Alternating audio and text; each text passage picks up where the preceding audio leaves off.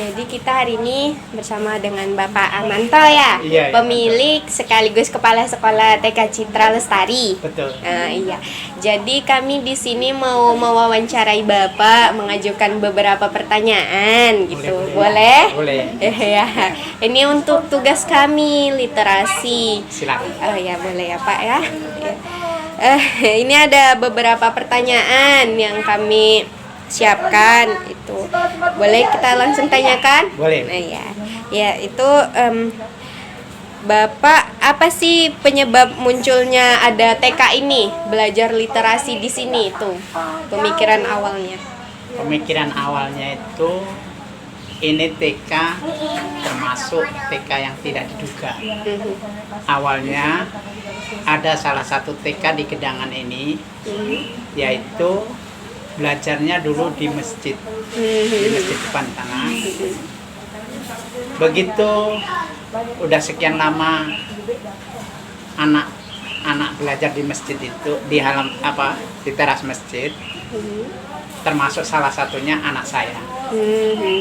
Jadi di situ mereka jamaah masjid itu ada yang merasa keberatan. Apa sebabnya merasa keberatan? Anak-anak kecil ini masuk ke masjid, dia makan bonbon. Bonbonnya itu nggak habis, bisa masukkan suruhannya di bawah tikar, mengundang semut.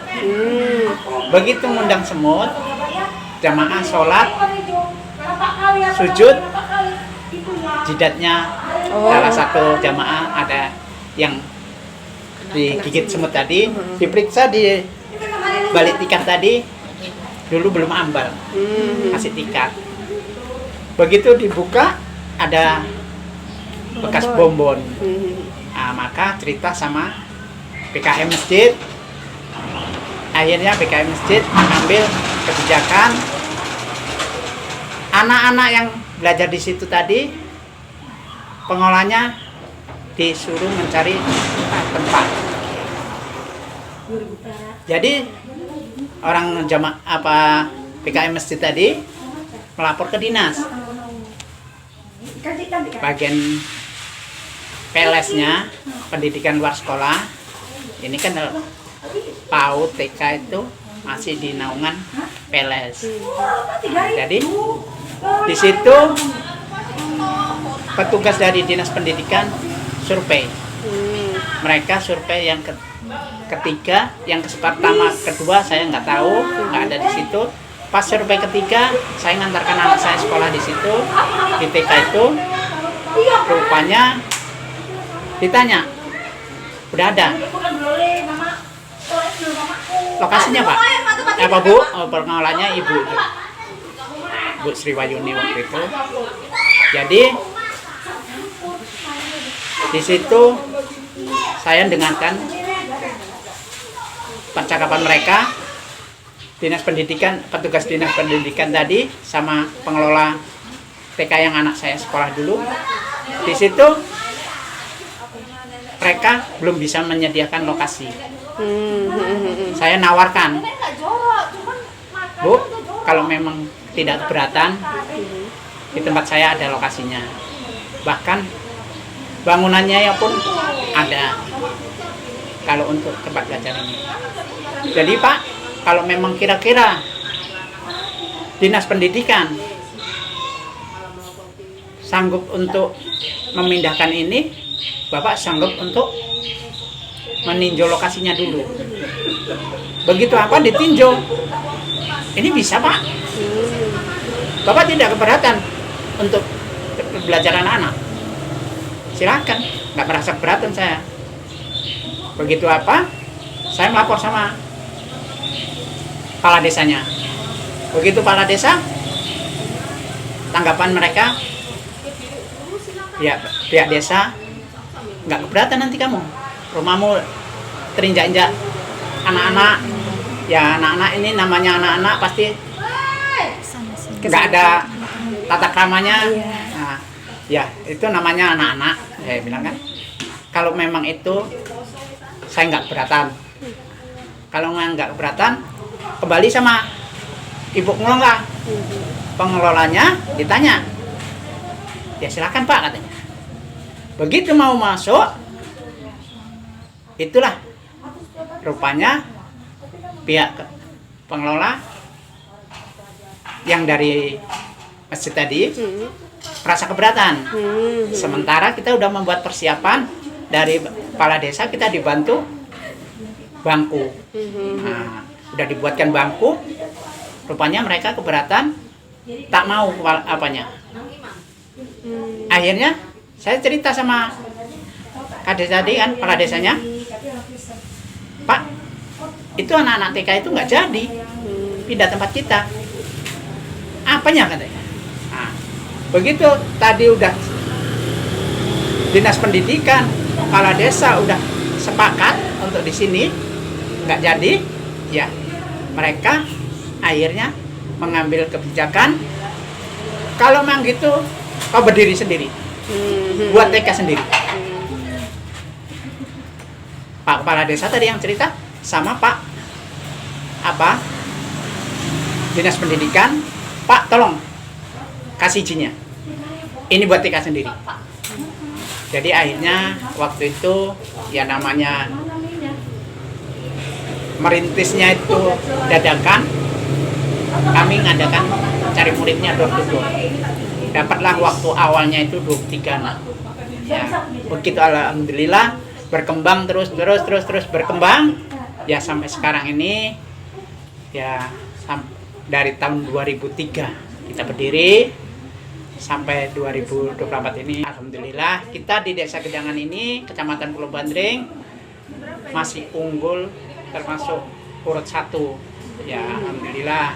Jadi kalau literasinya kita memberikan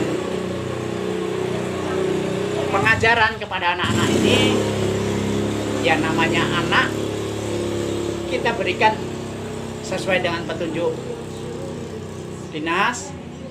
Itu ada, kita diadakan pelatihan, seharusnya anak itu tidak dikenalkan huruf dan angka, tidak dikenalkan, tapi mengenalkannya dengan cara kita ajak bermain. Ajak bermain. Tapi anak-anak itu tadi dengan adanya kita ajak bermain, kita tunjukkan. Itu kita sediakan bola, umpamanya 2. Kalau 2, kita sediakan juga alat peraganya. Ayo, mana angka 2? Nah, saya hitung. Itulah. Oh ini Pak, apa? Pak. Jadi itu angka 2. Iya. Apa bola 2-nya? Coba ini bolanya dihitung. 1, 2. Ya ini 1, 2. Nah, jadi angka 2-nya itu kemana? Coba tulis. Itulah kita ngajarkannya. Cuman fakta nyata di lapangan orang tua wali murid itu menuntut ya sesuai dengan anak ini harus diajarkan baca tulis. Itu tuntutan wali murid. Nah, tapi walaupun itu tuntutan wali murid, ya kita iakan. Kita main dengan acuan dari dinas pendidikan, ada buku yang memang kita diberikan, itu tadi ya kita diadakan pembinaan, diadakan pelatihan, nah, termasuk ya kita laksanakan ajaran itu tadi. Jadi kalau memang tadi literasinya semuanya itu sekolah TK dan PAUD itu tidak harus baca tulis, tapi dikenalkan dengan alat peraga dan praktek langsung. Ya, itu tadi praktek langsungnya anak suruh. Kalau angka 2 ini coba kira 1. Nah, kalau apa coba tulis hurufnya. Huruf A mana? Nah, A mana? Jadi kalau bola hurufnya apa? Bola. Apa duluan? B apa B? Nah, Jadi di antara anak-anak itu tadi ada yang maaf cakapnya nggak mampu menyerap Iya. apanya ya, ambil bahasa apa kasarnya, kemampuan anak itu tidak sama. Nah, ada yang apa begitu apa tahu dia B Pak, nah, cari huruf B-nya di alat peraga tadi, nah, ABCD. Terus kita pun kan dikasih juga alat peraga yang namanya dari apa itu tadi puzzle. Nah, coba mana huruf B-nya? Tadinya itu ini huruf B. Jadi kalau memang apanya semua itu tadi harus mengacu kepada acuan. Tapi itu tadi yang jadi tantangan kita di masyarakat. Ah, anakku sekolah di sana nggak tahu apa-apa, nggak tahu baca, nggak tahu nulis. Ya emang namanya kemampuan anak-anak itu kan masing-masing, nah, beda-beda. Ya itulah apanya. Jadi termasuk masuk apalagi nih tanyanya. Iya, udah Terima kasih dijelaskan lah kalau semua. memang apanya ya kan. Terus tujuan adanya sekolah ini juga tujuan diajarkannya membaca, berhitung di sekolah. Kalau Di TK kita ini. misi kita dan visi kita yaitu menciptakan anak yang cerdas, mandiri dan bertakwa.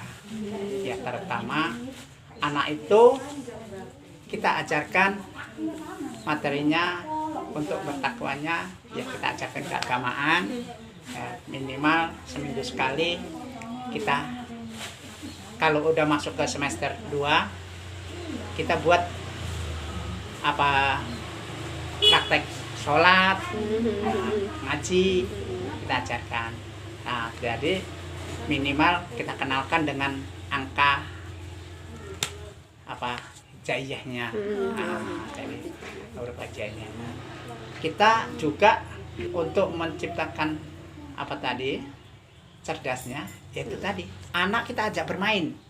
Nah, kita lempar angka. Coba cari yang kelima.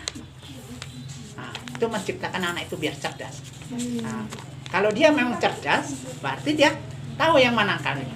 Nah, jadi kalau memang posisinya awalnya itu tadi, itulah kita ajak bermain, kita tunjukkan mana angka 5. Ini nak, ini angka 5 namanya ya, ini angka 1. Ini. Nah, jadi gitu apa kita coba.